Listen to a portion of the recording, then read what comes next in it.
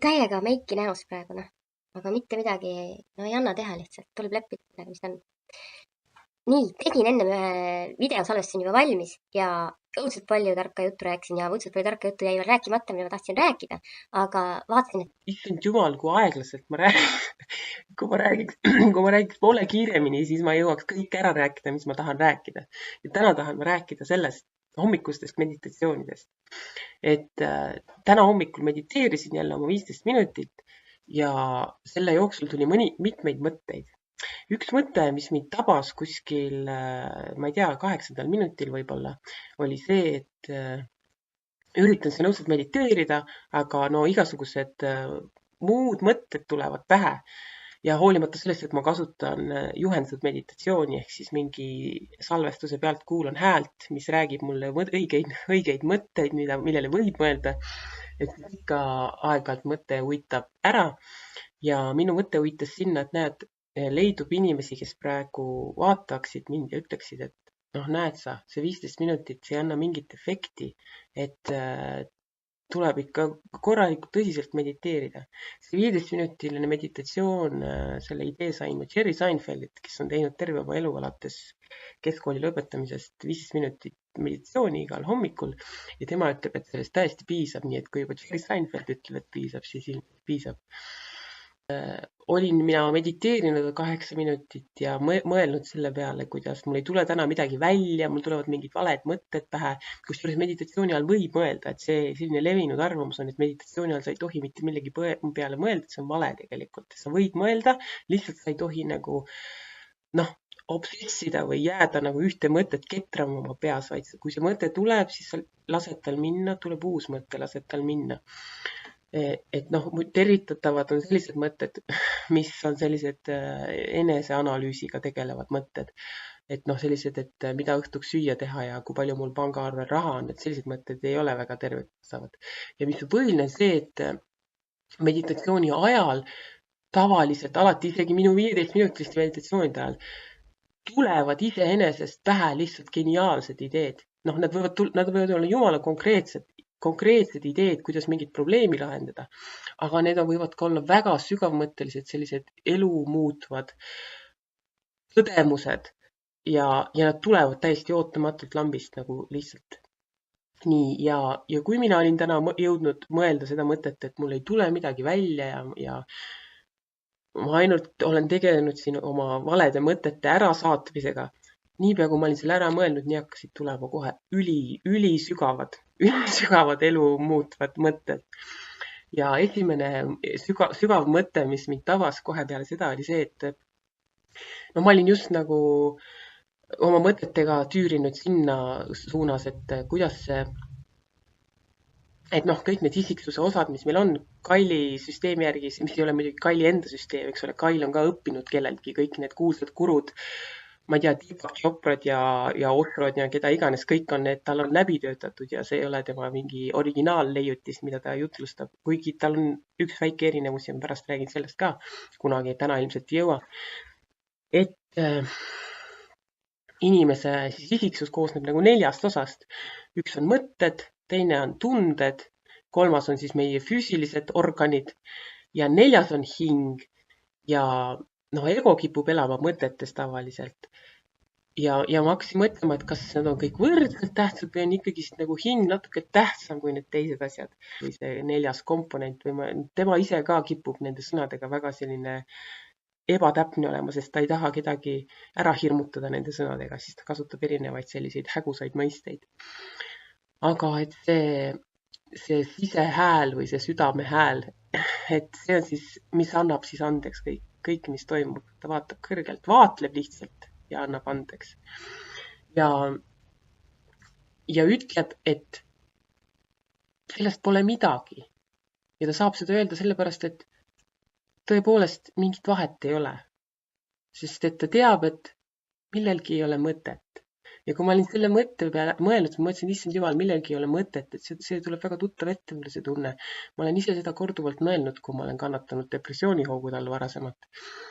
Ja see on kohutavalt niisugune valus tunne on see, kui sa tunned, et millelgi ei ole mõtet. Ja täna ma sain aru, miks ma olen kogu aeg arvanud, et see on halb, et millelgi ei ole mõtet. See võib tegelikult väga positiivne olla. Millise vabaduse see annab, sa oled täiesti vaba, kui mitte millelgi ei ole mõtet. Sa võid teha ükskõik mida, sest vahet pole. Sa oled täiesti vaba tegema ükskõik mida. Nii, siis läks see mõte mööda, tuli kohe uus tõdemus, täiesti tohutu vägev mõte jälle. Ma mõtlesin ühe sõbra peale, kes tohutult rabab tööd viimasel ajal ja tundsin natuke süüd endas sellepärast, et ma ta hiljaaegu kiitsin teda selle eest, et ta on kui tubli tööinimene ta on. Ja mõtlesin, et nüüd ta äkki arvab, et ta peabki töötama kogu aeg, sest ta saab kiita selle eest. Et ma peaksin talle äkki ütlema, et inimese väärtus ei sõltu saavutustest. Inimesed on hindamatud ja päris kindlasti ei sõltu see sellest, mida nad saavutanud on. Ja sealt tuli mul järgmine mõte edasi. Minu ema on ka selline inimene, kes on alati rõhutanud saavutuste olulisust, kas siis enda elunäidete najal või kellegi teise elunäidete najal. Ja kogu aeg on mul nagu mingisugune selline ebamugavuse tunne olnud sellega seoses. Võib-olla just sellepärast, et ma olen ise tabanud kuskil sisimas ära, et see ei ole tõsi tegelikult. Inimese väärtus ei sõltu saavutusest. Inimese õnn ei sõltu saavutusest.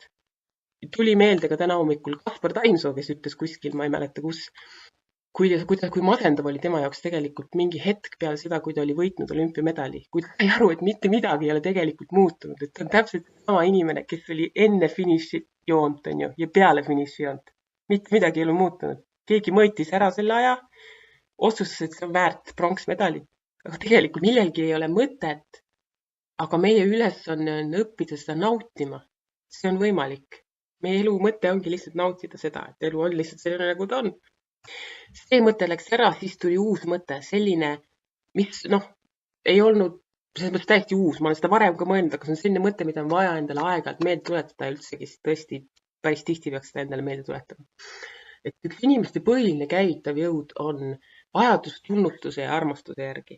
Ja see tuleb sellest, et oma vanematelt me ei saa tunnustust ja armastust.